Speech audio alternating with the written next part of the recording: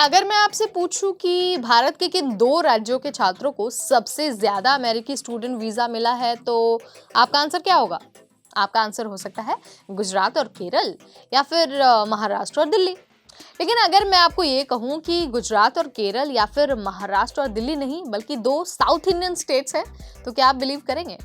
नहीं ना।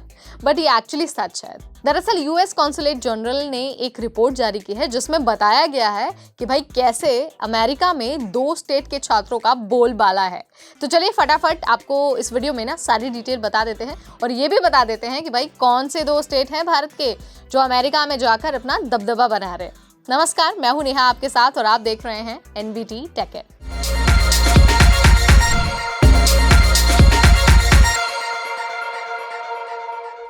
दोस्तों, लाखों भारतीय छात्र हर साल अमेरिका में पढ़ने के लिए स्टूडेंट वीजा के लिए अप्लाई करते हैं। अब देखिए, हर छात्र को पहले प्रयास में तो स्टूडेंट वीजा नहीं मिलता है। कई बार कई स्टूडेंट्स का वीजा रिजेक्ट भी हो जाता है। किसी किसी को पहले ही बार में वीजा मिल जाता है, किसी किसी को दूसरे या तीसरे चांस में स्टूडेंट वीजा मिलता है।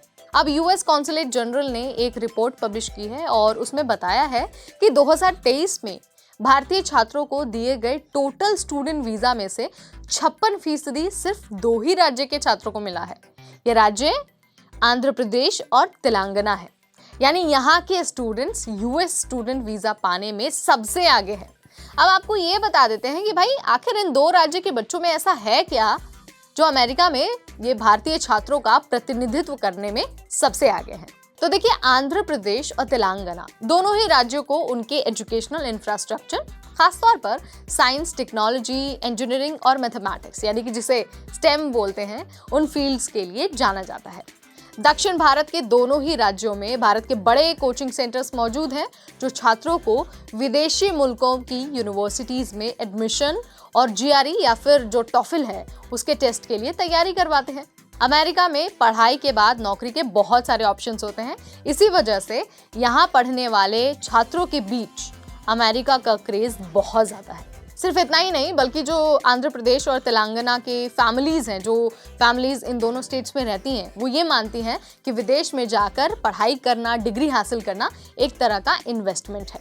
उनका मानना है कि विदेश में जाकर हायर एजुकेशन करने से, विदेश में जाकर पढ़ने से जो फैमिलीज़ हैं उनका जो इकोनॉमिक बैकग्राउंड है उसकी स्थिति ठीक हो सकेगी। इस वजह से विदेश में पढ़ाई के लिए छात्रों को परिवार की तरफ से बहुत ज़्यादा सपोर्ट मिलता है। साथ ही साथ अमेरिका में दोनों राज्यों के लोग जो हैं वो बड़ी संख्या में रहते हैं, जिसकी वजह से यहाँ से जाने वाले स्टूडेंट्स को बहुत ज़्यादा मदद भी मिलती है। उन्हें पता चलता है कि भाई कल्चर वहाँ का कैसा है, किन कोर्सेज की ज़्यादा डिमांड है, कैसे खुद को प्रिपेयर करना है। यही वजह है कि तेलंगाना और आंध्र प्रदेश अमेरिका में जाकर इंडियन स्टूडेंट्स का एक तरह से प्रतिनिधित्व करते हैं। तो मैंने आपको यहाँ पर सारी जानकारी दे दी है बहुत आसान भाषा में। आई होप आपको समझ भी आ गया। बट अगर फिर भी आपके मन में कोई सवाल आता है, कुछ आप हमसे जानना चाहते हैं, तो बेझिझक आप मुझे कमेंट के जरिए बता सकते हैं। कमेंट सेक्शन आपके लिए खुला है। हम पूरी तरह से ये कोशिश करेंगे कि आप तक पहुंचे और आपके हर सवाल का आंसर दे पाए। फिलहाल इस वीडियो में इतना ही। Till then, this is me Neha Upadhyay signing of.